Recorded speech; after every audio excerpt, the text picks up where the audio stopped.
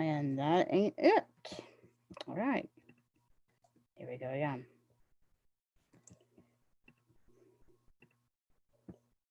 Give me what I need. That is not going to go it. Okay. Stop.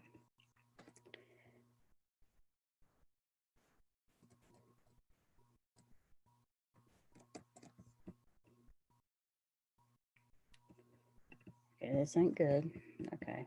Give me a minute.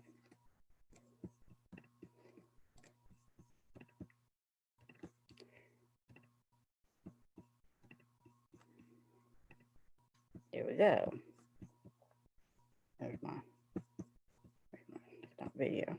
There we go.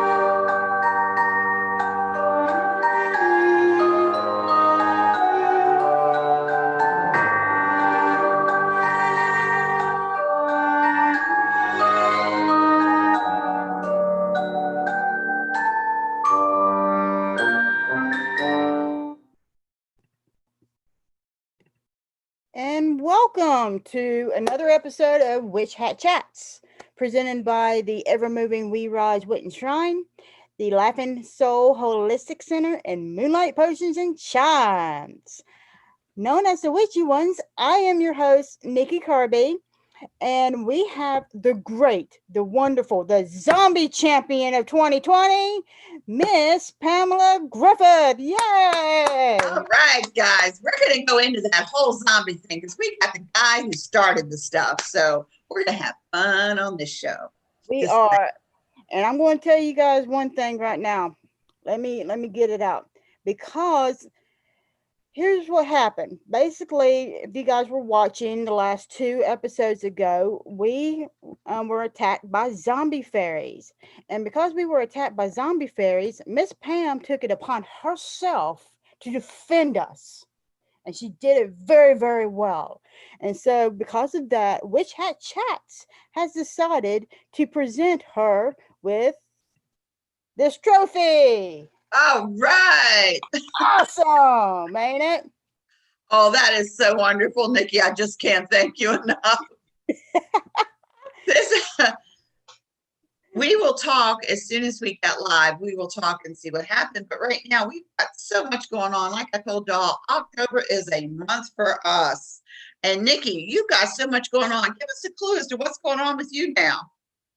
Yes, Pam. Thank you so much. All right. So I have an intensive workshop called Death, My Friend, My Ally, which is coming up this week. It's basically an intensive, and it's about death being a constant companion to us every day and everywhere. You know, it's the most non-presidential entity. And so death can become your friend and ally and assist you in transforming you into the magnificent being you're meant to be. So you can discover this relationship with death. So go to the www.halloweensucketfair.com. And then on Friday, I'm going to be appearing at the Hecate Seckle Festival, which is October 15th through the 18th. And it's an annual exploration of the mysteries of the goddess Hecate. She is my goddess. Oh my gosh, she's my goddess. And overcoming the boundaries of death and change. So they're going to offer some sacred space for us to be able to have this experience. And so my lecture will be called Shedding the Light on the Shadow Self. And that's October 16th at 2 p.m. Eastern Standard Time. And like nature, we have both the light and the dark within us. So most people are willing to only handle the light and ignore that dark part of it. But you know what? The goddess Hecate, queen of witchcraft, ruler of life, death, and transformation, knows that in order to have a balanced life, we can not afford to ignore that shadow self. So basically, I'm going to help you walk with Hecate with her labyrinth so she can be able to shine the light on your shadow self and teach you, how to face your fears and how to get to know yourself at the core. So go to www.sickle.atcwicca.org. And what do we have going on at the ever moving We Rise Witten's Shrine, Miss Pam? Oh, we got so much going on. We have, if you missed it, last night was Red Tent. We had an awesome, awesome time, guys. We do have our dark moon coming up, and we have, you know what, guys, second full moon and Samhain. And you got those dates, Nikki, offhand, real quick. Yes. Second full moon, well, actually, our dark moon is October 17th at 9 p.m. Eastern Standard Time. And the Samhain ritual, which we're going to have a special guest there. And I can't tell you because it's going to be special. You guys show up for it. October 25th at 9 p.m. Eastern Standard Time as well. Now, we're also doing the Halloween Psychic Fair, and both Pam and I are. We're doing our readings. So make sure you go into the Halloween Psychic Fair and book those. And we're having our auction. Pam, talk about our auction. Our auction, guys, this is no joke. We have got some of the most awesome stuff on our auction, and you will get something here you won't get at any other auction. Nikki has put together some unique and specialty altars on the go. This, guys, I cannot stress to you how nice these are. If you go to meetings, if you travel anywhere, or if you're not going to be home, I'm going vacation. I've noticed my background's been different the last few times. I've been staying at others places. I've been babysitting for my sisters and stuff like that. So I could not be dragging my entire altar with me. That would be a little cumbersome. I'm only 10 minutes down the road. So you grab that altar to go, you have it with you. It is small enough to pack and take with you. It might not be right now, but look at summer. When summer comes up and you're traveling, you need that altar to go. Now, if you look and do not see the altar that you particularly want, you want something else, you want to switch it out, you want to switch it up, or you're just not sure what you do need, hit Nikki up. Come on, guys. Just give her a little email, ask her, man, this is what I'm looking for, and she can put it together for you. We've also got spells. Yes, we have spells here. So we've got one that we're auctioning, but hey, who's to say you need that one? Maybe you want another one. That's where you hit us up and you get another one. We also have items that were handpicked by Nikki and I to go on. These items that we're selling are to benefit not just us, it benefits a group of people. So it's not just this show. This show is part of a much bigger crowd and organization. As you see at the end, our credits show up. So this benefits a lot of people. If you're going to buy, we are super stressing, buy from your Wiccan pals and friends, because right now this pandemic is killing everybody. So I'm pushing, don't order from the big box stores. Come on in. You know where this money's going. This money's not going to, put up another brick store. This money is actually just going to the people who work the hardest. So keep that in mind. Shop local.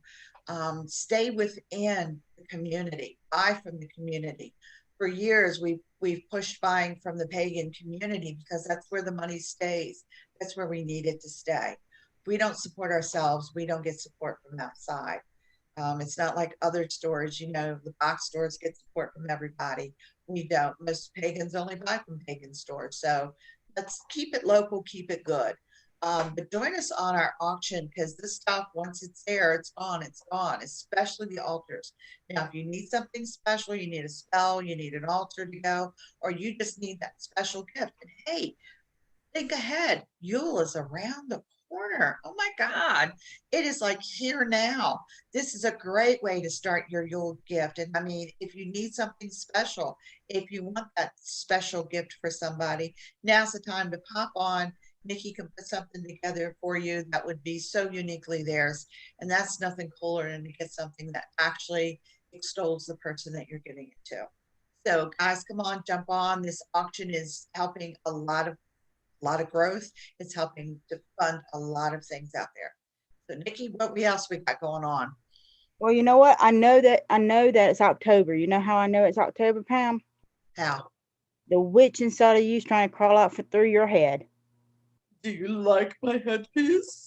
I do. Now, Yes. now, audience, those are not antlers, okay, and those are not horns. That's it. Her inner witch is trying to pop out here because it's October. We're having fun this month. If you've noticed, we've been switching up hats and all. It was Nikki's idea, and I think it's a cool idea. Let's show off what we got. Yeah, we Um, got, see my little hat right, looks, right here. There we go. We got look my, at that. That my is such a gorgeous fedora. I mean, this is where you can start having fun with some of this stuff. The whole month is ours, so don't just celebrate the one little day. Let's do the whole month. So take oh, it upon no, yourself. no, no. The whole month is not ours. The whole year is ours. Yes, Okay. Okay. We need to have that to be settled right now because we're not part-time witches. We are witches all year long. year round. All year long. So let's have a little bit of fun, guys. Get out there and show your creativity. I mean, my God, can't get any more creative than that. All right. So I think it's time for us to introduce our guest host. So our guest host today is a British. Yes, he's British.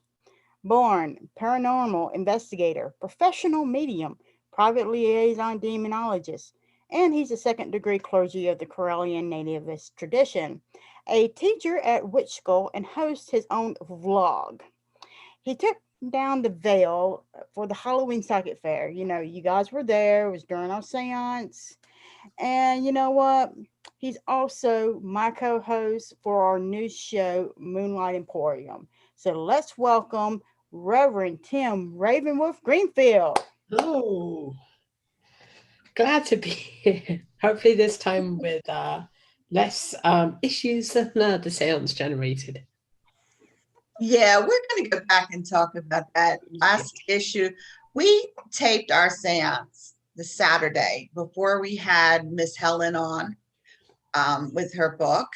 And if you remember the zombie apocalypse that happened there with the zombie fairies, well, I in Florida, the sun was shining. It was beautiful.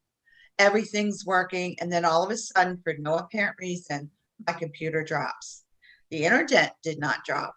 My computer has a million firewalls on it and all that good stuff, but it dropped.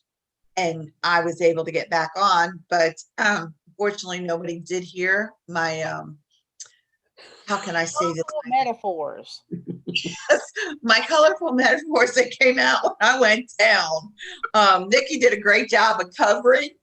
But Tim, can you explain to us a little bit about what goes on when that kind of good stuff happens? Okay. Seances. Senses can affect people differently. They generate what we best call an energy field. Usually, it works in person when you have a large group of people. Usually, you can control that field, but when you're doing it as far as the video, you can never be sure how far and wide that field's going to grow. What a sound strives to do is to build a direct connection between the realm of the living and the realm of the dead, which right now is I mean, we'll talk about that in a little bit, but the veil's pretty much gone at the minute, thanks to COVID. What I presume happened, or what is more likely to happen, is that we built up a lot of energy and it was just latent. It was almost like a static discharge. Now, I've seen this before in seances where the seance is done a day, maybe 2 days, maybe a week later, there's a discharge. And it can appear for absolutely no reason. And it usually just picks and chooses who it affects. If somebody's really susceptible, or if there's something that the spirit is latched onto, or if there was something in when it was being filmed that caught maybe a fragment of that energy, then yeah, it can cause a discharge. Again, it's the first time I've ever heard of a PC shut. I mean, it's happened. It just means that the energy is being absorbed by something. And as you know, your home is active. So what I presume happened was we triggered that dead cell to come back to life. Well, you know what? Here's the thing about it. Because of what had happened, Pam has decided that she is going to share her amazing zombie killing talent. And so we decided we're going to go ahead And I want to share this poster that she's going to have out.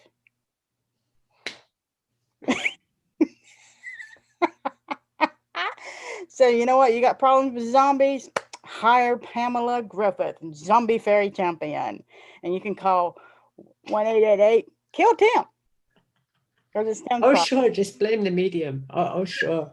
It was just really, it was kind of tied in with what was happening, because you told me someone has been trying to reach me for 3 times and I ignored them.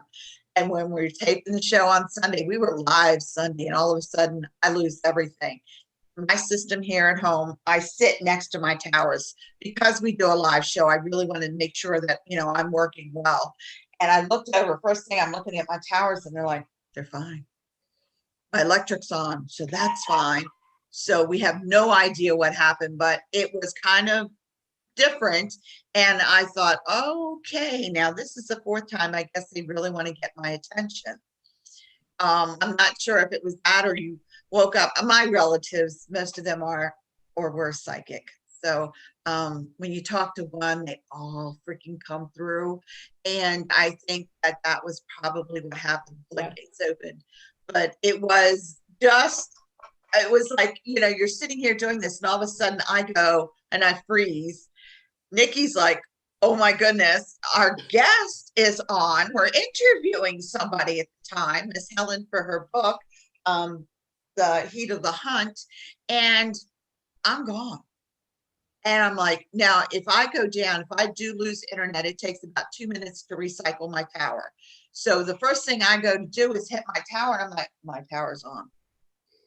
My cable's on. My lights are on. So I got back in the chat room. So it kicked me out of the chat room, which it should not have done.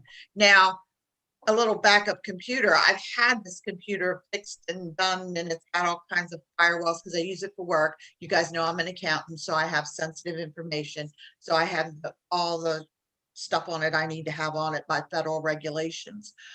So I'm pretty well protected. And then all of a sudden we go, and it's like, what? And of course, my colorful vocabulary being what it is, anybody who's on with CCF will know I have a very colorful vocabulary, let out a few words. And I was like, oh my goodness, I hope we did go down, because what I just said should not be said on live. But it was interesting, Tim, because since then, there have been inexplicable things happening that haven't happened in many, many years. So I know the veil is very, very thin or non-existent at this point.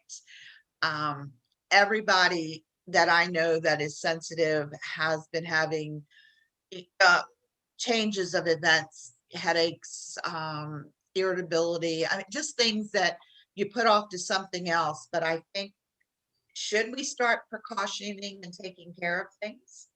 I mean, one of the things which is very apparent, first of all, the answer to your question is yes. And then the second part would be what's been going on when the machinery of death was working.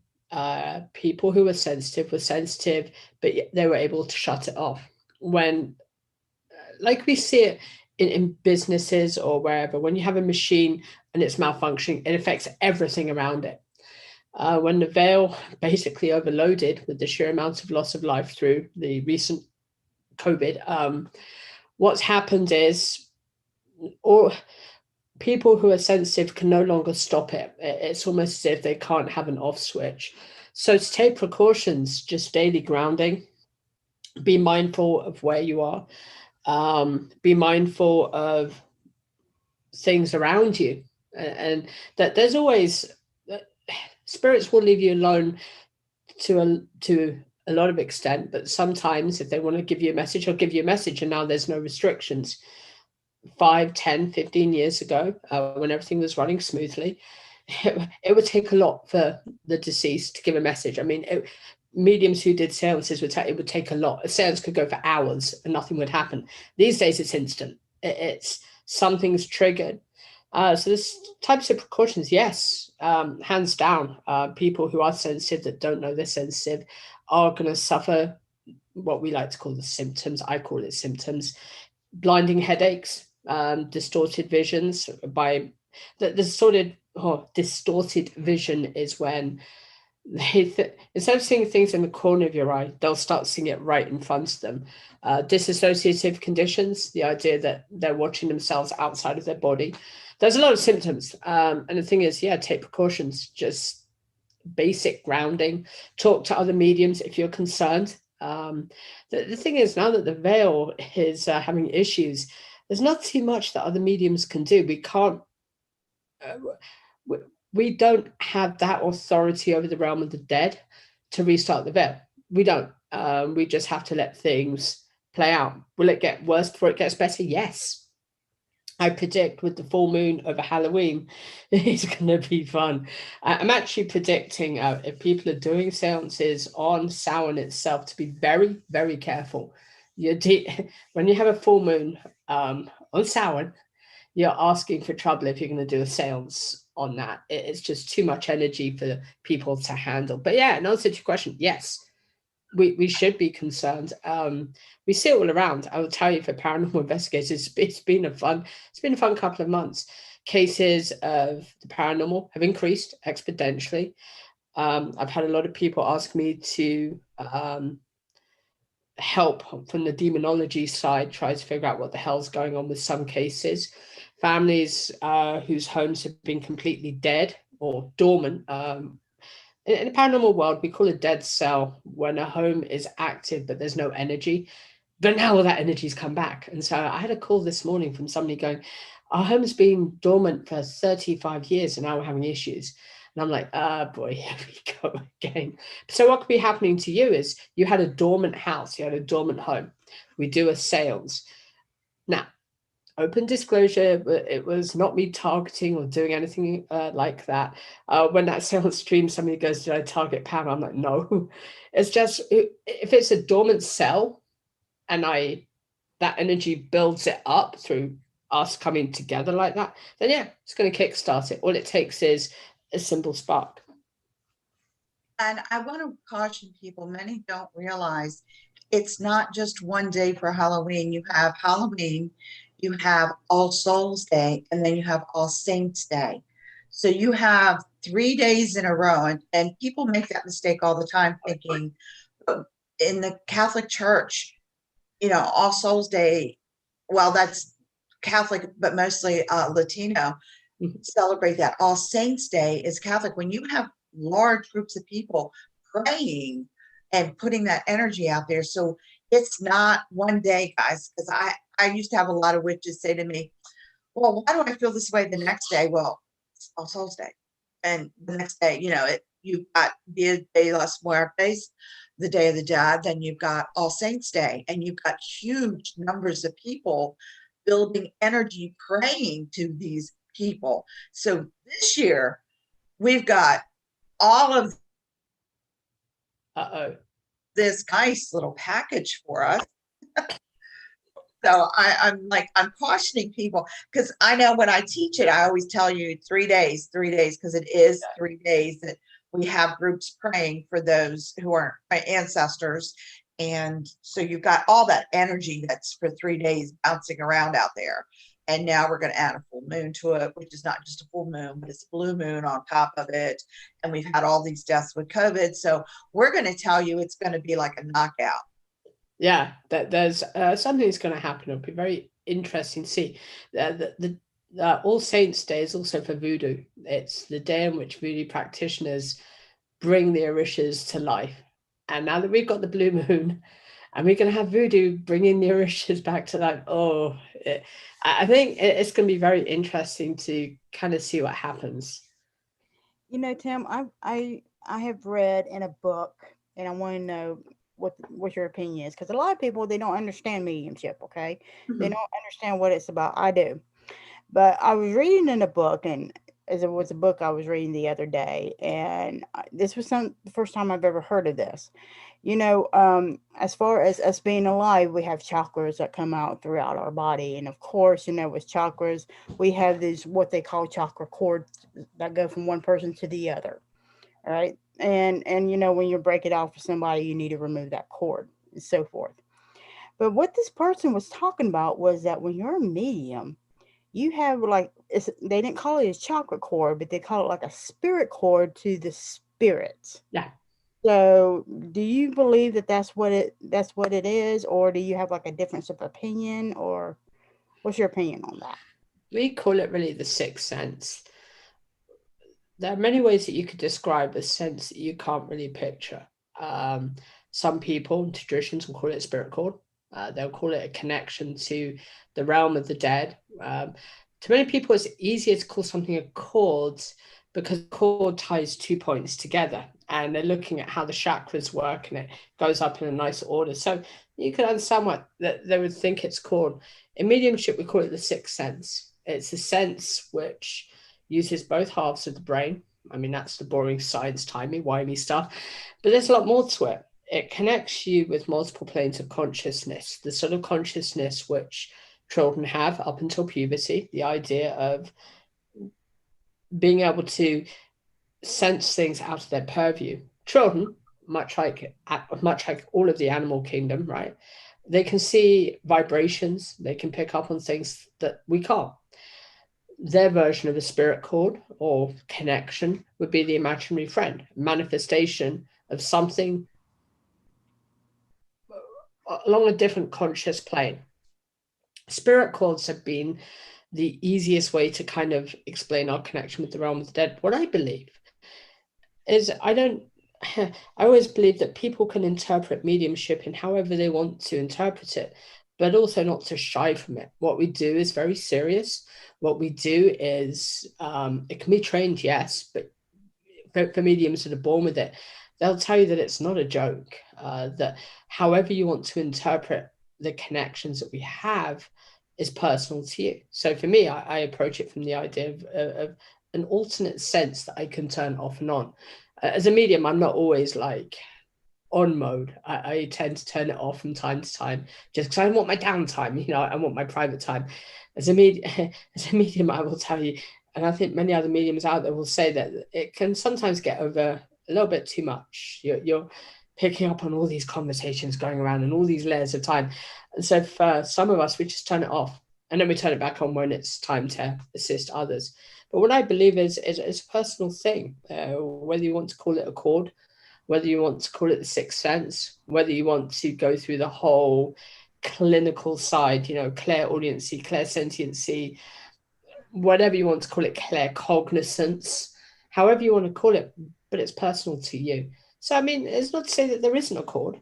It's just one interpretation, which makes a lot more sense because the Tibetan monks are actually not what be their necromancers, if you want to put it like that, because they deal with the dead. They believe that they would take a ribbon, and when you die as a Tibetan monk, the tradition is to tie a ribbon connecting the hands and the feet together. Those ribbons, or the same ribbon, is then added to a ribbon string, which ties to them this conduit between the living and the dead. And this practice is still going on. We've always had this fascination with tying things, tethering things. We see it in movies like The Poltergeist, right? Tethering, don't go into the light, we're going to pull you back. But it's the same thing. We like to tether. We like to have our roots here in this plane. But at the same time, once we have that tether established, we can reach out as far as we want to go, as long as that connection's there, as long as it's not been severed. Although now with the veil and the state it is, you don't really need a tether anymore. Right. Right. And so there was, we were talking right before the show and everything, and I was talking to you about, a book here, Mm-hmm. which I'm going to read a quote for. Well, number one, it says you need to find a happy medium. So, are you a happy medium? Oh, hell yeah. Okay. We just got to make sure, because if you're not a happy medium, they can't hire you according to this. Okay, so, and it says, and I quote, unless you've hired a professional medium or psychic clairvoyant to lead your seance, choose the person in your group who has the most psychic abilities to lead the seance. So, my question to you is, okay, we got a group of teenagers, all right, with a bunch of Ouija boards. Is that a good idea? No. Not at all, especially now that there's so much issue going on with the afterlife. Okay, so I mean, there's this whole trope with teenagers doing dumb things, and it's sadly true.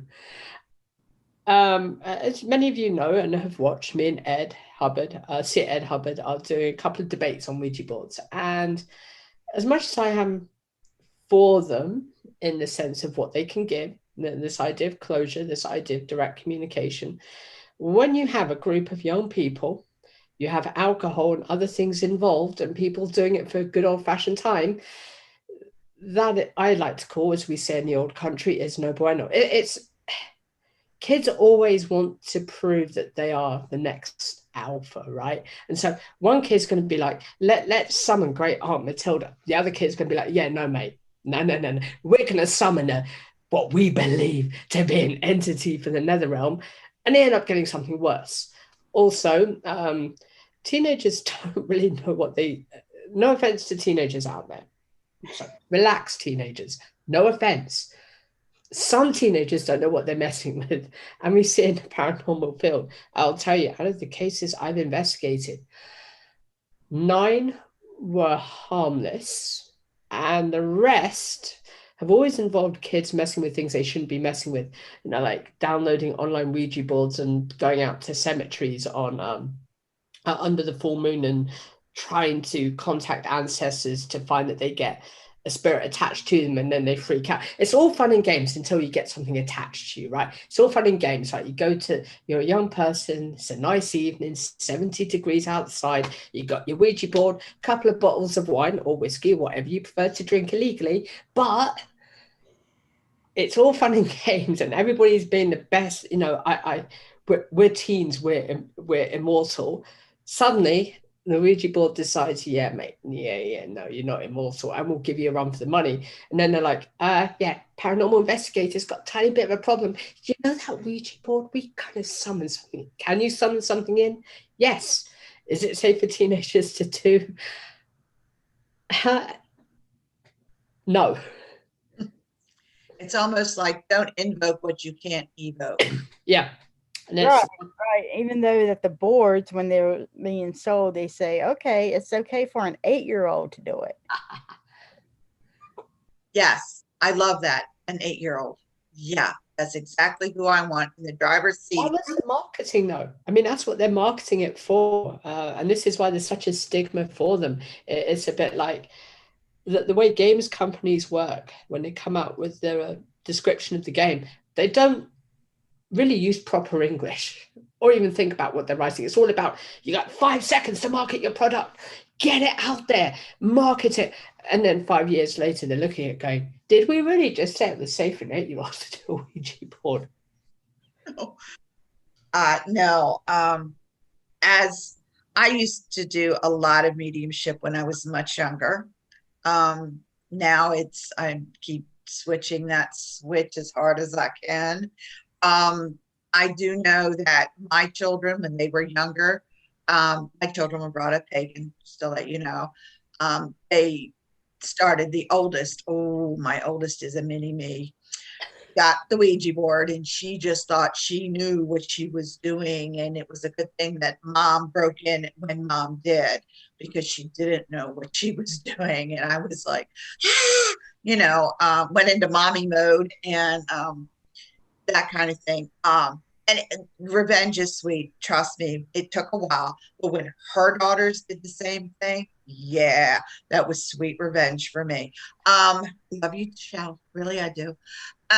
It's I've always worried about anybody. Name her, Pam. I know I shouldn't name her. I name my child. I do worry, and this is where it bothers me that so many parents don't take these things seriously. In any faith any faith path that you walk, there are no-nos, and those no-nos are put there for a reason. Mm-hmm. And the reason is usually something that you don't even consciously think about. You don't do this. Why don't you do this? You don't go into a church and conjure Satan. Okay, there's a reason for that. There's these little things that we put out there saying, no, we don't do that. That's why people are trained to Yeah. do. I mean, for parents out there, one of the things I always try to tell parents is I always try to give them the real picture of what it truly means to be pagan or truly means to be whatever else they're practicing, right? So, paganism, the big umbrella term. A lot of times, especially in this country, people think that paganism is about living free, living wild, do whatever the hell you want to do weird and wonderful things, have altars wherever you want to go. And this is what parents think it is. And so, under that banner, they have Hermetic magic, Rosicrucianism, they have Thelema, they have the Church of Satan, they have pretty much everything, witchcraft, whatever, right? That they pick, parents pick what they want to practice, but then it's like that they put this whole attitude of we're young, free, wild, we're going to like have 5 billion animals and we're not going to care what we do because we're going to practice weird and wonderful magic without realizing there's certain rules of the road. And because they're not trained, they're not going to train their kids, and because their kids are not trained, they're not going to train their kids. And it's one of the great things about witch school is that we go above and beyond in saying there's rules of the road. You can't just call yourself a witch without living it. I always tell newer students before you join the clergy program, there's a program called Living the Wiccan Way. Do that first before you think about getting started, because you got to live it. You got to really understand the holidays. You got to understand the significance of casting, right? You can't just like call in the watchtowers every single day and expect nothing's going to have a blowback from it. Of course it is. But unless you're trained and you know what you're doing, you're going to cause yourself harm. For example, I do a daily sunrise ritual. It took me 16 years to get it just where I want it. And now I'm doing it every single day. But again, we have parents out there that are like, sunrise ritual, really easy. Get up at 5 minutes to sunrise, go and find somewhere clear where you can watch the sun, do a little bit of this, they're not trained, right? So a lot of times parents aren't teaching their kids the safety road. Tarot, okay, is safe, 100%. That there isn't really anything in tarot that, well, I mean, there is, unless you take it literally, which you should never do, to quote Lord Don, but you should never take it literally. So again, yeah, it's a teaching thing. But Ouija boards, parents need to be teaching their kids. What should we teach them? Well, the basic questions. One, for our viewers out there, here is the list, the official, not really official. Here's the list of what you shouldn't be asking a Ouija board. So please write these down. And if you see your kids asking questions like these, remind your children of just how dangerous they can be. Because I'm going to tell you if that's okay. Right. Number one, when did you die? Spirits do not like this. They don't want to be reminded of when they died because it was often painful. And so if you are trying to get a fight from the spirit, you simply ask them, when did you die? And you think, depends on the spirit. They don't like that question. When will I die? Now, don't ever ask this, because how spirit boards work is very simple. If you tell a spirit board that you don't want to live any longer, it's going to give you any set date. Once it gives you a set date, you think illogically that date is going to be the date, and then you do something stupid leading up to it. Questions like trying to bait the spirit to come forward. Questions like, will I ever be rich? Will I ever be famous? Things like, will I ever get married? The dumbest one I've ever seen. This is the dumbest question I've ever seen somebody ask a Ouija board. Will you get me a Starbucks gift card? Okay, then. Yeah, I've actually, I was, usually I don't read Twitter much, but I was on my Twitter account and somebody posted this, and it actually posted the screenshot. It's like mini 2-second film clip. I think he was like 14, and he's doing a Ouija board. And he was asking for a Starbucks gift card because his parents wouldn't get him one. And I'm like, yeah, you shouldn't be asking a Ouija board to give you that because it's not going to happen. But yeah, there's so many things that you shouldn't be saying. I mean, like but parents need to be teaching their kids this. Ouija boards are safe if you know what you're asking. Yeah, and with that, it's time for us to go to our commercials. And Miss Pam. Yes. You going to introduce our commercial, Miss Pam? Yes, I'm going to introduce. I'm looking for the paper now because, of course, it's not where I put it this morning. Hey, it was me this time. Yeah, it wasn't you this time. I will give you that. And I do not have it sitting right here. I put it out here this morning. Our group is Nikki. Her group is Nikki. It's not Nikki, by the way. You're not going to sing for us? That would I be thought all. you were going to sing for us. Honey, you really don't want me to sing, okay? I can sing Farajaka. You going to sing and enlighten for us? Not really. All right. So it's time for our song of the week. You know, each week Pam and I choose a song from a pagan musician band and display their music video or song. And so we do this because of the pandemic. And we want to let you know that the song this week is from Spiral Rhythm, which we had back a few weeks ago. So if you want to go back a few weeks ago and see what we talked about with Spiral Rhythm, it's from their album Roll of Thunder, and it is Three Witches. And so we will be playing that right now. Let's see. Let's go ahead and kill our video. Kill video.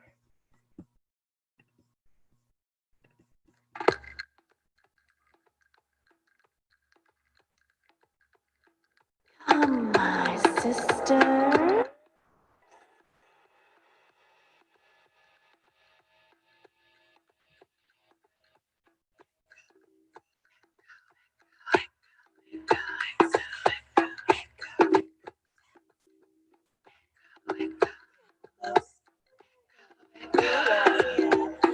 Echo, echo, Azaraki. Echo, echo, Zamala.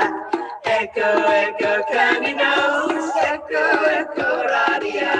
Darksome night and shining moon. East and south and west and north. Hearken to the witch's rune. Here I come to call thee forth. Earth, water, air, fire. Wand, pentacle, and sword. Work ye unto my design, and hark ye unto my word. Sword, scissors, scourge, knife, house of the witch's blade.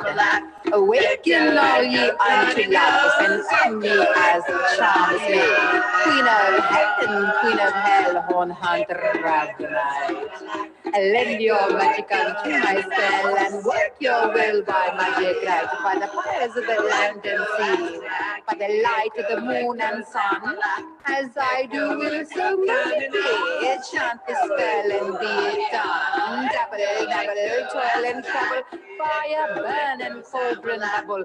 Eye of Newton, wing of bat, to pass me by, the baby's fat. Juice of the leaf of the aching night, adder's tongue and bind them tight. Hen bait and hellbore too, these here things shall work for you.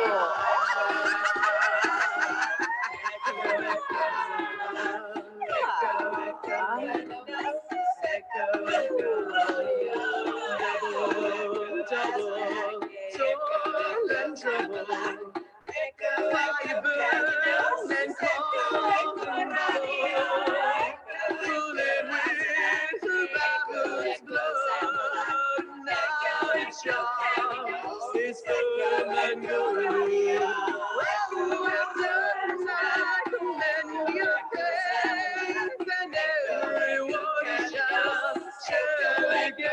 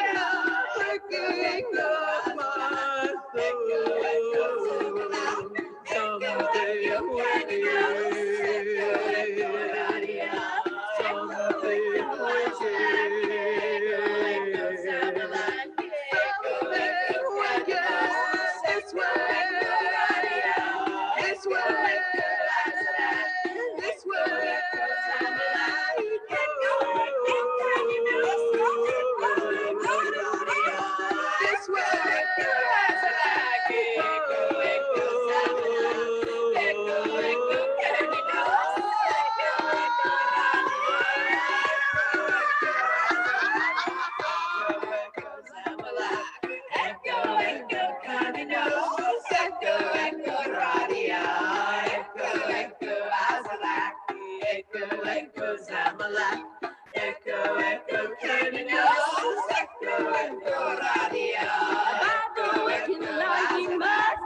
perfect love, perfect trust. Ain't worthless, wicked, be fulfilled. And G, I'm none, do what you will.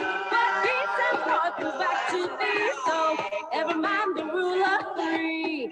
Follow this with mind and heart and marry ye. And marry ye Echo, echo, candy nose. Echo, echo, radio. Echo, echo, Azarac. Echo, echo, Samalak. Echo, echo, candy nose. Echo, echo, radio. Echo, echo,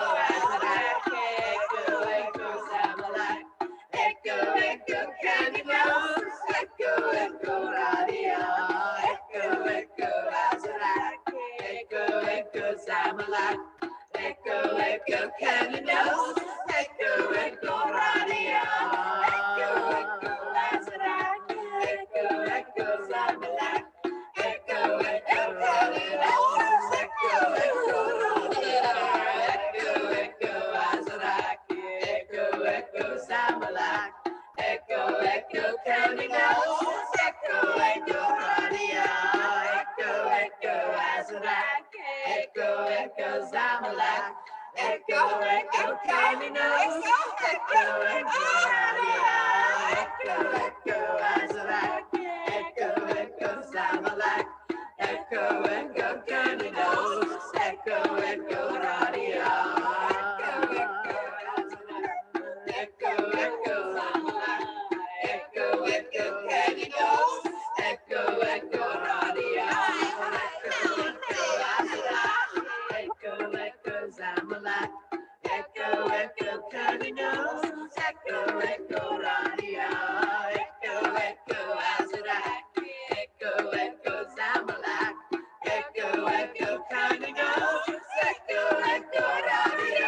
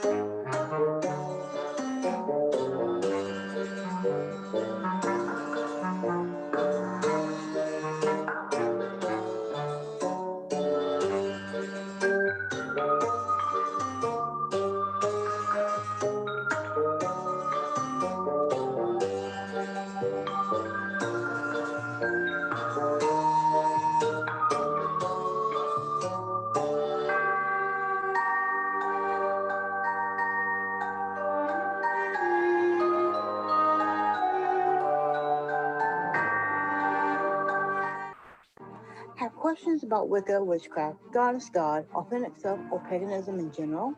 After every movie we rise, wit, and shine, we welcome all questions concerning Wicca, witchcraft, goddess, god, authentic self, and paganism. There is no judgment here, as we realize everyone's path is uniquely personal. We are all about emerging the authentic self as we walk in alignment with spirits. We recognize our shrine as a living, breathing organism, and as such, you are welcome to join us as we celebrate the Sabbath, Esquat, goddess, god, our authentic selves in our monthly rituals, events, and classes. Visit us at our website or Facebook page and discover what magically distinguishes us from the crowd. With the solar season comes life, death, and transformation. What is it in your life that you're missing and no longer serves you? Do you feel you were born to do something more? Discover your life's passion and purpose and more at the Laughing Soul Holistic Center, where our classes, coaching sessions, and readings are specially designed to assist and support you with your transition and transformation. Emerge into your authentic self and become the person you were meant to be. Visit us at www.laughingsoul.com and discover how to live the soulful life. October is here, and you know what that means. We pagans get on our broomsticks and gather together during the witching hour. One of the biggest problems us pagans face is that we have very little space. And how do you keep our altars with us? Don't fret, because at Moonlight Potions and Charms, we have the passion in designing products that will help you to embrace the power of your own magic. With the tap of the wand, the altar on the go contains everything you need to set up your magical altar, even in the smallest of spaces. Or the altar on the go, ultimately wicked special edition, jam-packed with more items for your magical needs.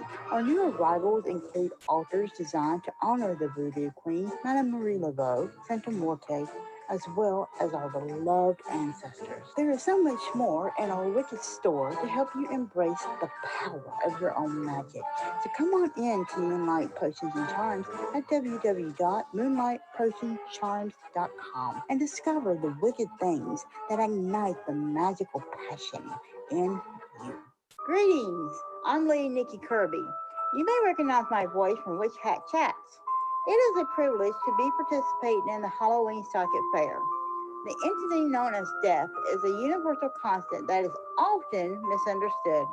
It comes in various forms, and we experience it on a daily basis. Discover how to tap into this powerful magic to transform your life in my workshop called Death, My Friend, My Ally. To register, please visit www.halloweensocketfair.com, and I look forward to meeting you. Have an amazing day. Curious about the products our vendors have for the Halloween Socket Fair? Check out Moonlight Emporium, hosted by Nikki Kirby and Tim Ravenwolf Greenfield.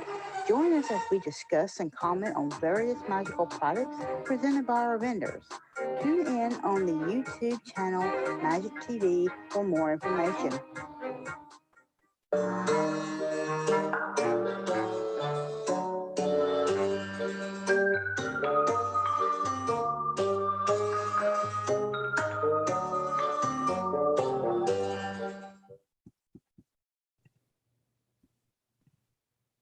All right, and we are back with Chat Chats, and we are talking to the famous medium who caused the zombie fairies to attack us. Yes, I did. I'm to blame. Raven, Tim, Indeed, Tim Raven Wolf Greenfield. song. There we go. We're going to get your name right this time. I did love that song. It's a unique interpretation of the rune. Good old Gerald Gardner. Yes, we really enjoyed having you. The seance that we did though was very interesting. A lot of people were questioning, and I know this is a question out there, but for those who don't know, do they work over the internet? Yes, they do.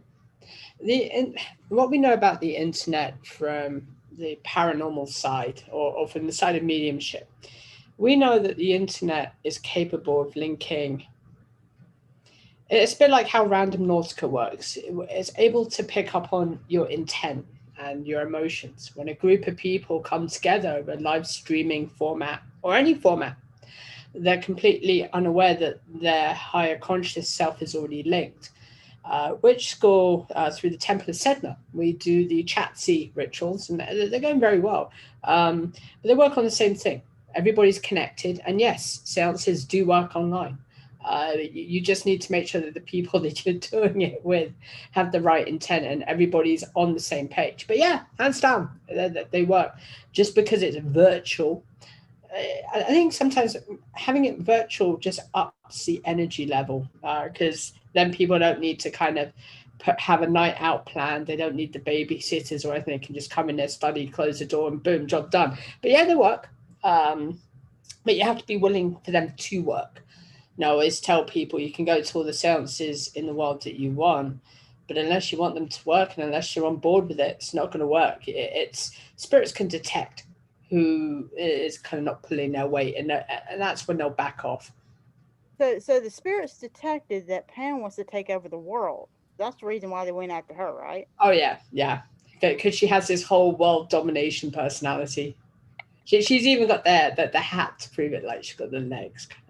Yeah, that was fun. I did say ahead of time before we went on air, my relatives are very loud and proud. My ancestors don't knock, they burst through the door. They're not quiet, and they have their own thing they want to say, and they want to say it now. So that's where my psychic abilities come through my family on my father's side very much so. So when we tapped in. I didn't expect everybody to come in that came in. There was one that really shocked me, but it was spot on. And I can tell you there were things that you said that it didn't make it to the show for some reason. That was the other thing. Our tape had something go wrong with it because we taped that on Saturday. Now, you had a section where you came on and you were talking about 1955 in a chair in my grandmother's house. And I knew what you were talking about because it's talked about in my family. Nobody else would know it. And that did not make it to air. It was really weird. The whole seance from start to finish, it was unique in that things that happened don't happen. The next day I lose power. Nikki taped the seance. It didn't show that the night it was supposed to show at the time it was supposed to show. So that was like, okay, what's going on here? It gets on, pieces are missing out of it. And you just don't edit pieces, they just don't fall off, so Yeah, to speak. I did not edit it at all. Oh, That's me. When it comes to a show, we just tape it live. Yeah. Whatever goes, and that's pretty much the way that we air it, whether it's pre-recorded or not. So, because I don't have time to go through it. Sorry, I just don't have time to go so through it. yeah, so it wasn't like we edited anything, but it was just really weird. The show, I watched it when it finally loaded up. I was like, oh, I want to see this, because you did talk to my dad, who I've never been able to talk to, and he died quite a number of years ago. So that was kind of interesting. But I'm So, watching it, and it's like there were a couple of like little blips missing from the show. so Tim, what is your opinion on it? I mean, is it like maybe it's the message that was just meant for Pam and Pam alone and nobody else? Is that possible? Sometimes when we deal with the paranormal, we have an event which we call a blip or a glitch. This is when something happens and it comes through the spirit realm and it's very direct, but it doesn't show on camera. You can think that it does. You can almost remember it verbatim. But when glitches occur, when it's a direct message, when it's something that is very important, for some reason it causes a glitch, meaning that if it's just meant for somebody, it's meant for them. And you could go back in the film all you want, but you're not going to find it. It's how messages work. Sometimes you might be able to pick up on fragments of what was said, but you won't pick up on the message because the message is personal. These are fairly common. People who go to the Winchester Mystery House, they get a lot of them. There was a couple of tourists who swore that they interviewed a groundskeeper, and they had it on camera because the wife had the this is back in the day with the camcorders. God forbid we should ever go back to those. But okay, they were holding the camcorder. She was talking to a groundskeeper who they thought was a period actor, very lifelike, for about an hour. He took them around the grounds, which is off limits these days. But when they got home and they tried to review it to show their kids where they had been, no video, even though she recorded it and she remembered the recording being on. These glitches are fairly common. What they are is just direct messages. They're things which occur which shouldn't have occurred, but cameras reflect off that. It's kind of like the illogical, logical side of filming. Sometimes if there's enough energy, if there's displacement going on, you're not going to pick it up. It really winds people up because it's like, oh my gosh, we're sure we got this. We're sure we heard that interview. We're sure we heard that voice. You get back home and nothing. A lot of times, mainly it's involved in EVP when we do, you're talking about seances. In seances, that's where we'll do EVP. Seance is just a loose term. It's communication. But with the EVP, you could swear that you caught a Class A Holy Grail because you heard it, you knew you recorded it, but when you go back to the replay, there's nothing there. It's in a way, it's the Matrix glitching. That is very fascinating to hear because usually now I watch the paranormal shows. I admit it. I find them interesting. I find it interesting where they go.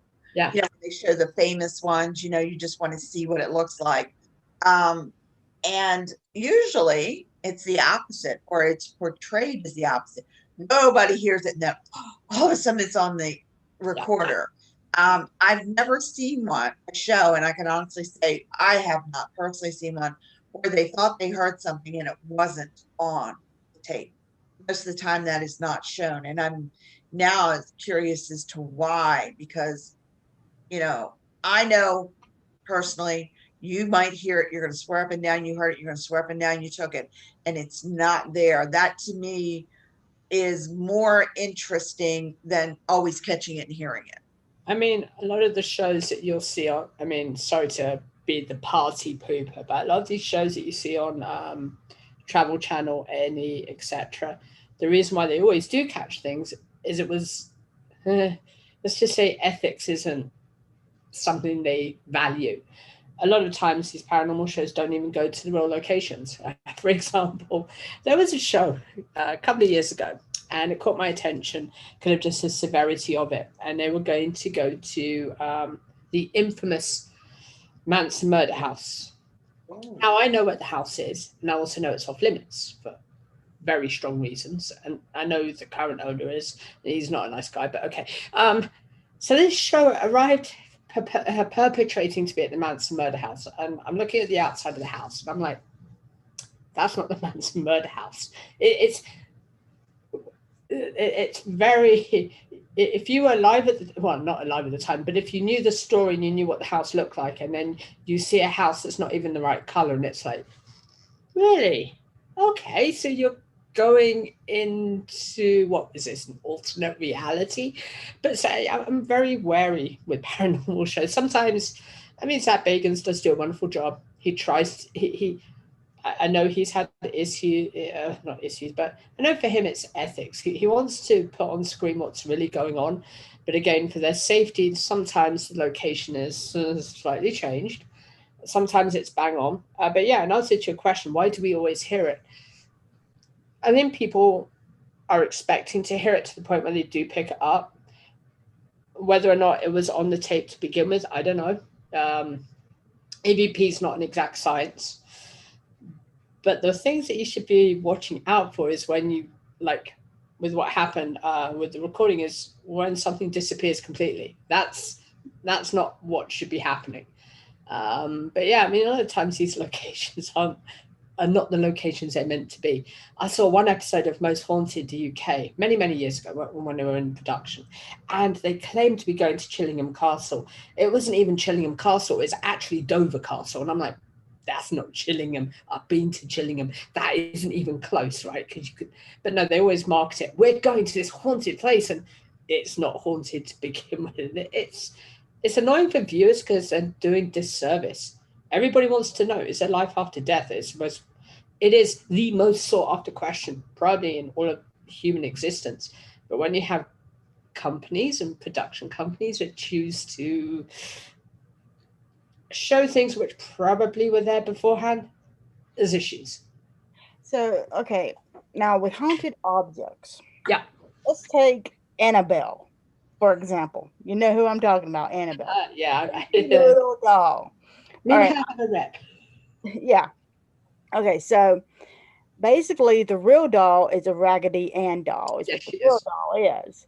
Not that creepy little doll, even though the Raggedy Ann doll can be creepy when it wants to be. Okay, all right. Because I had a Raggedy Ann doll when I was a kid, so We I all know. did. We all did. We all had those old-fashioned dolls, right? These days, you can't say certain names of dolls because you know.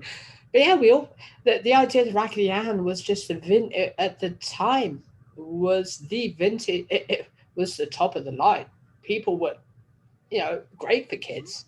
Yeah, so okay, so with I know about Hollywood. Hollywood has to make it, just push it out, a little bit more because we have to be entertained.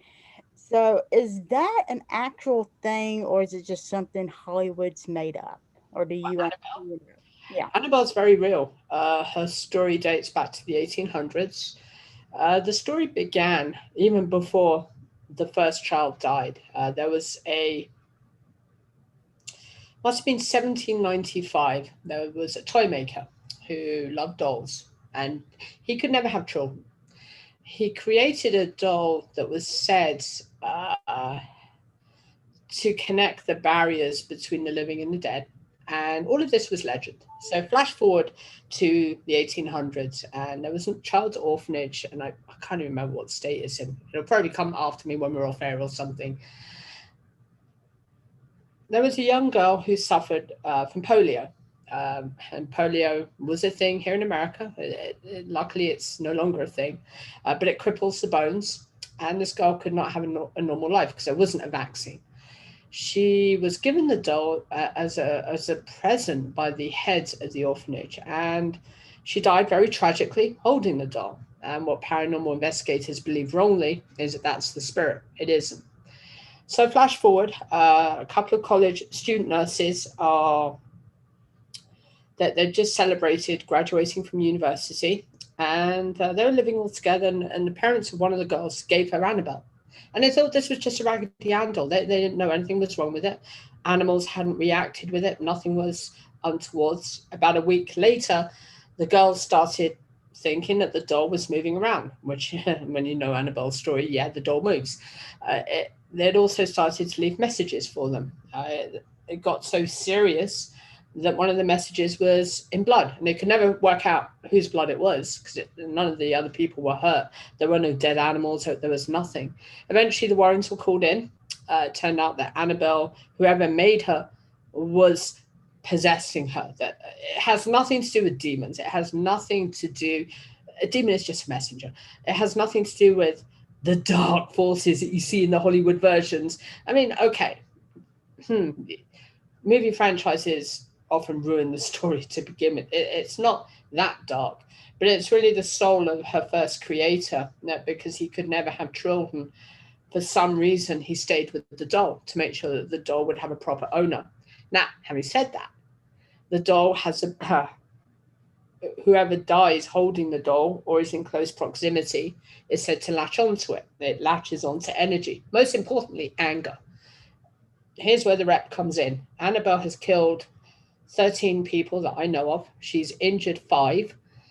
She's possessed 1 person. Well, it's brief possession. She calls the story of the priest getting killed in the car is true. And there was a priest that took Annabelle and was going to. He didn't die in the car, but he died afterwards. And in his dying words, as he's being asked by the church what the hell happened, he simply said that he saw a vision of the doll in the back seat, and the next thing he knew, he had broken almost every single bone in his body because he dared to try to bless the doll. Since then, the Warrens have kept her. Is it safe to hold her? No. I've investigated Annabelle twice. The feeling I get with Annabelle is just hate. It's nothing but built up hate. There's nothing that you could literally hold her and reason with. You can't do an EVP with her. You can't talk to her, and there's a reason why she's kept locked up, because the hate that she has rubs off on the people that hold her. So, for example, we had one investigator that actually held her. Normal, everyday guy, wonderful guy, right? So he's holding the doll, and he's never had a fit of anger before. Suddenly, he's turning around, and he's going for the other investigators to the point where the police were called. And then he doesn't remember anything. So, yeah, Annabelle's a real thing, but she is just as harmless as she looks. Will she ever be released? No. The Warrens made it very clear Annabelle will not be released for people's safety. But she isn't the only one. There's Harold the doll. There's Robert the doll. It'd be funny if I can get him to mess with the camera. No, I'm not even going to try it. I'm not going to try it. Not on the live show. No, we have too much fun on our live shows. We definitely don't want to try that. I have a question about the haunted objects. Yeah. You hear about it all the time. Yeah. You know, anybody in your community finds out you're a witch, they've got something haunted. I know that we do leave a residual energy on something that we hold dear to ourselves once we leave. There is something there. Otherwise, people couldn't read an object. Oh, yeah. When that happens, is there a way to cleanse that object? Yes. Normal cleansing works, purging an object of negative energy. In witchcraft, shamanism, druidry, they use the same technique. For example, let me grab this crystal ball here. So let's say this crystal ball, again, this is a crystal. Okay. So let's say this crystal ball had negative energy. I would hold it in my hand and I'd focus a pure light a pure beam of light going in to that object.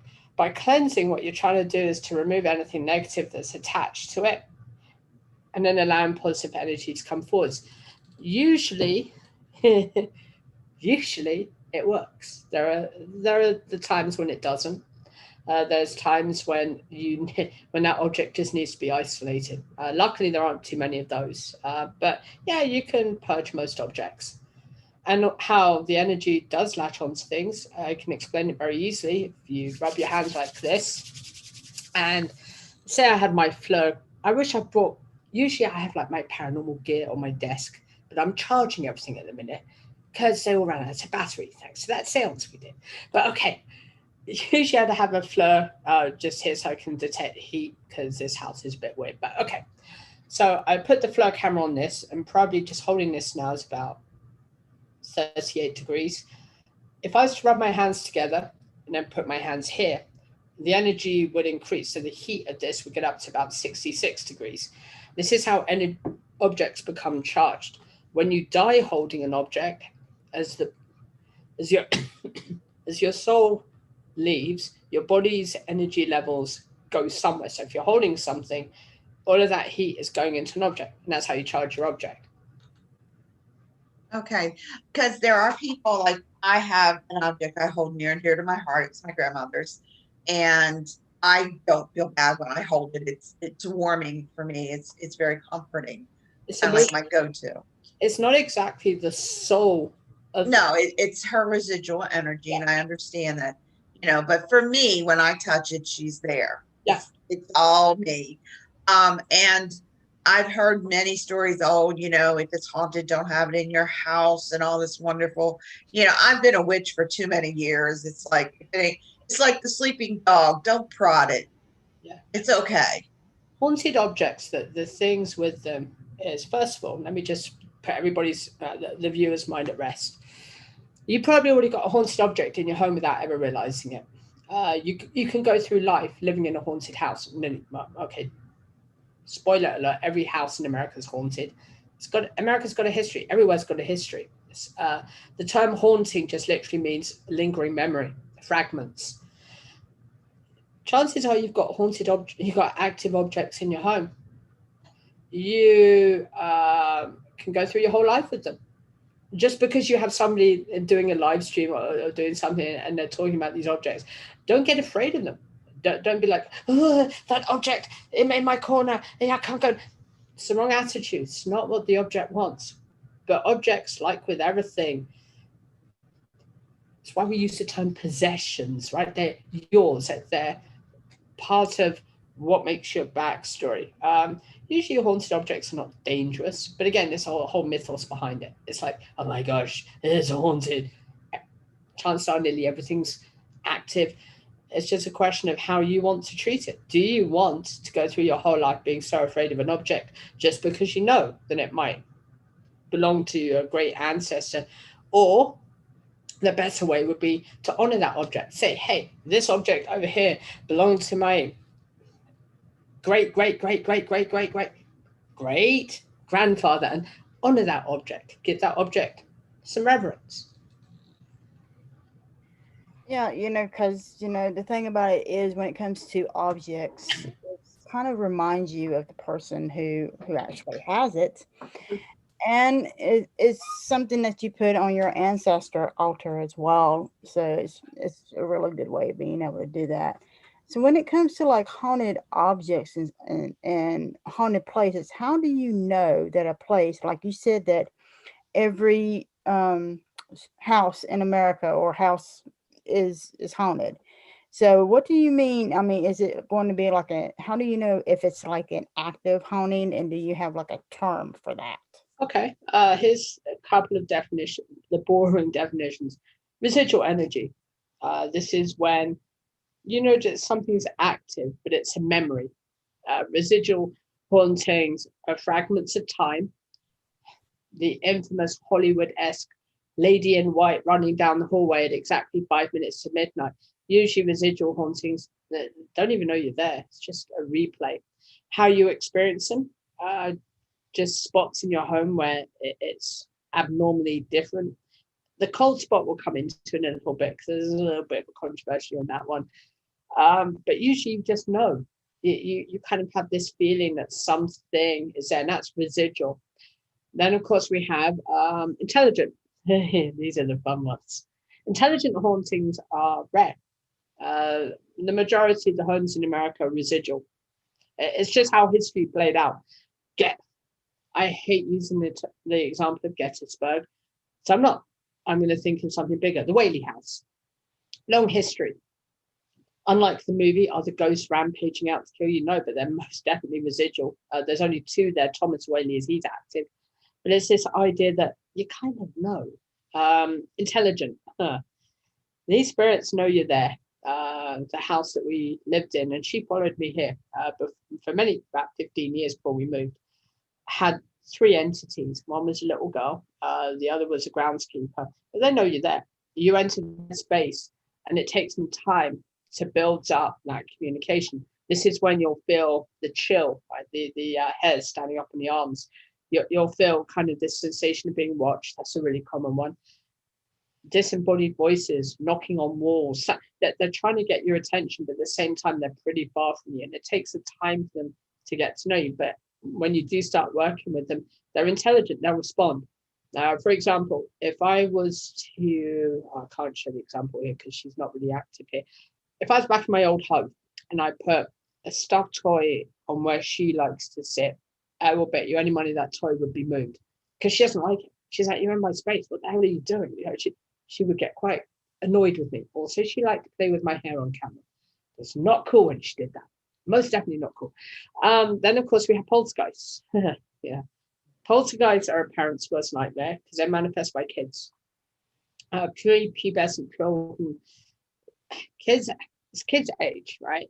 They have a lot of energy, and as they age naturally, that energy is released, which causes poltergeists, which got like 9 stages. Usually you get like the knockings on the wall, rapping, not disembodied voices. That's the difference. Residual and intelligent, you might get voices. Poltergeists, no, they're not capable. They're just energies, malevolence, right? It's this idea of it's like childlike energy. So can they move objects like you see on television? It depends on how much energy they've built, depends on the focus of that energy. They also will attack parents, not specifically women, they go for men. Scientists were wrong. They always believed that poltergeists aim for women based on the unfortunate entity incident, which is true. The story did happen. Unfortunately, it's not true. Poltergeists go for men because it's like this attitude of attacking the, trying to choose my words nicely here. It's this idea of attacking the male for some weird reason. Poltergeists, you'll know when you're dealing with them because first of all, you can't communicate. They're sentient. Second of all, that energy is just going to increase. This is when you get attacked. Intelligent hauntings will not attack you. Poltergeists will attack you. This is when you'll wake up with, I had this before. I had a scratch from about here to all the way around here, which is not fun, waking up with that. And no, it wasn't the dog. But you'll know if they're there. It just it's the building grounds. The good news is with poltergeists, you can deal with them. It's just a question of ignoring them. Intelligent haunting, the house would have to, there would have to be a reason why that presence is there. But yeah, a lot of times homes in America, it's just residual. It's just time. Here's a caveat: the person didn't necessarily have to have died for that memory to have been there. One example would be Edgar Allan Poe's ghost that's said to stalk the graveyard where his wife was kind of hidden from him. Just put it like that. There were issues with Edgar Allan Poe and underage women. Let's just tiptoe around that one. But no, he is said to stalk there because he's trying to find her. And he was already doing that before he died. But yeah, sometimes you don't even need to have died. It could just be a memory. But that's the most common haunting that we have in America. Should you be scared? No. Again, now that you know they're there, try to find out what's going on. If you want to find out what's going on, true. Or just be like logical. Now that you know that something bigger is out there, live with it. But don't live in the past, live in the present. That's what I always tell people. As for cold spots, cold spots, you don't necessarily need a cold spot. What we know of the realm of the dead is when they make themselves manifest, they're going to take your energy levels from you. So my average temperature is 98.2. If I was to summon something like we did on a seance, my temperature would drop by about 5, maybe 10 degrees. That's when you get the goosebumps, your hair starts standing up. That's when you know something's making itself manifest. Homes, it just depends on what happened in the home. You can have a cold spot. Yeah, why not? But it doesn't mean something's there. It just means it's latent energy. Like I said, everything's energy. When you yell, when you shout, when you have emotions, all of these get sucked into your walls. They all get part of the home. It's why Winchester Mystery House is so haunted. History. Yep. And with that, that's going to be the end of our topic this week. Yay. So thank you for coming on, Tim. And we look forward when you coming on next month. And yes, we're going to have Tim back. We're not going to execute him. We're going to have him back. So yes, Pam, we cannot execute him until after he comes back. Okay. After he comes back. No, I want to keep him around. He's the only one that can talk to my old man. So thank you, Tim, for coming on. We truly appreciate it. My pleasure. It's been an absolute pleasure. All right. And you have a wonderful, wonderful day, hon. Thank you. Bye, everyone. And with that, Miss Pam, we are going to do the Witches Cabinet. So tell me what's in store for the Witches Cabinet today.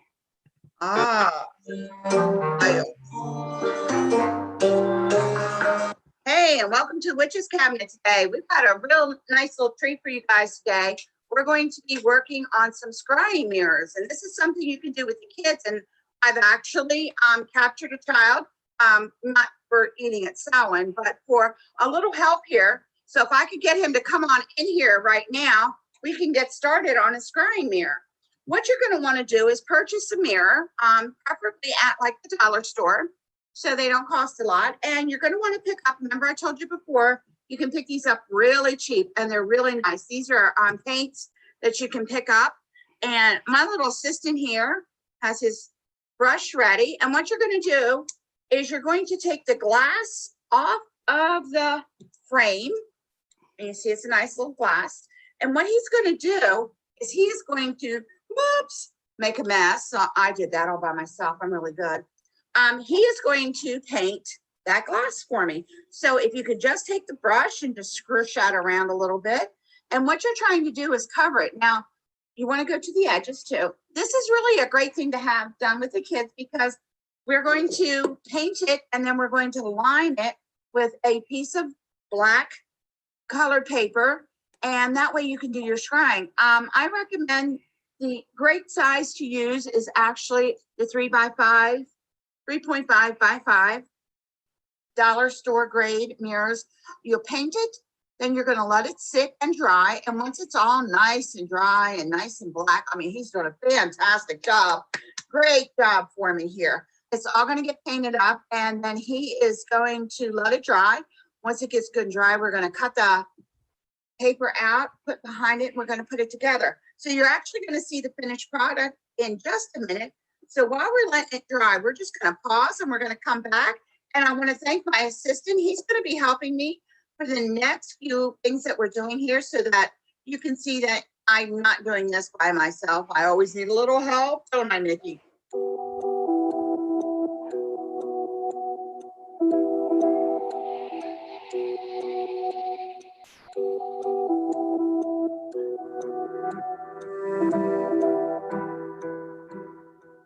We're back again. We're going to show you the finished product. Now, as you can see, we've got the painted. You want to put the painted side this way so that you have the shiny side to the front. You're going to fit it in without breaking it would be a really good idea here. And then you are going to put the back on it. You can fill it if you want with a piece of black construction paper. Otherwise, there you go. And all you need to do is wipe it off, wipe all the fingerprints off, and you have your scrying mirror. This is a great project to do with the kids. Each one could do their own scrying mirror. You can paint the frames if you want, put little doodads on it, but then you can take the scrying mirror and actually start scrying. So not only is this a great way to spend time with your kids doing a craft, but it's also a great way to show them another form of divination. And that is part of the path that we're following. So my little helper is going to be helping me all week long, and we're going to be doing a lot of filming. Most of what I'm trying to do for Samhain are children's crafts so that you have some time to spend with the kids going over some fun stuff and having a fun time. I promise to give the child back unharmed if he behaves himself. Always in question with him. But thanks again for tuning in, and we'll be showing some really cool other stuff as the weeks go on. So stay tuned and come in every week. We will have our cooking section in, and we're going to be making some American and some good old Gaelic food for Samhain. So we'll see you again. Thank you. All right. Now that was awesome, Pam. But I Thank got a you. question for you. Yes. Is the paint acrylic or oil? It's just an acrylic paint. It's a water-based paint. I do not like using oils with children because they don't come off as well. And you usually have to use a solvent. So all of my paints are the little waterproof paints that you pick up on sale for 97 cents usually. And I did give him back. He is unharmed. He did behave. That was always the threat. I was going to cook him for salad. Those are really fun to do because scrying is so much fun. And it's a way, believe it or not, to get a little quiet time in the house. Everybody scry. Everybody needs to scry. And for 10 minutes, you got quiet because everybody's looking into the mirror. Yep, that's true. True, but true. I do want to say that I did have trouble getting that book from Helen J.R. Bruce. I did get it from her website, from her Facebook. It did come in the mail all the way from London, England. I cannot wait to get started on it. I got it yesterday. So you can go on to her Facebook. You can get the book. If you PayPal it, they will do the monetary exchange for you. You will put in what it is and they'll do the euros exchange for you so you don't have to do it. And she even wrote in my book. I got autographed. So that's one way of getting an autographed book from your author.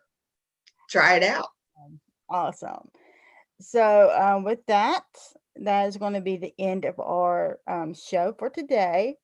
Now, I want to make people aware that if they have to take care of their fuzzy little babies or fuzzy little pets, especially for this month, if they are if they are black. So if it's a black cat or a black dog, during the month of October, that is when most of the tragedies really happen to black cats and black dogs because of superstitions. So make sure that you protect them, especially when it comes to Halloween. That's one of the worst nights for those two little creatures. And we all love our little babies, especially our little familiars, don't we, Pam? We definitely do. And please do take care of them. Please watch out. If you see cruelty happening, please call your local law enforcement offices. Most states now are regulated that are catching this as felonies. So let's try and just keep an eye out for our little four-legged guys out there. It is rough everywhere. And things are getting a little strange with the veil being down. And with that, Nikki's reminder, the only way to keep you quiet. Well, it really doesn't work to keep you quiet. It's called duct tape. So, but it does match. It matches. I make a fashion statement. If you don't wear it, make a fashion statement, guys. Always wear your mask. Don't forget when you're bringing home germs, you're bringing home germs to the whole house. So it's not a lot to ask for, especially like Nikki's taking care of her mom, who's much older. Nikki's healthy. She could probably live through it, but her mom might not. So it's not just for you. It's for everybody. It's true. Very, very true. And with that, thank you so much, Pam, for co-hosting. You were awesome as usual. Our Zombie Fairy Queen Champion. And now you know why. And everybody continue to make a difference in your life and others. And with that, have a good one. Let's see.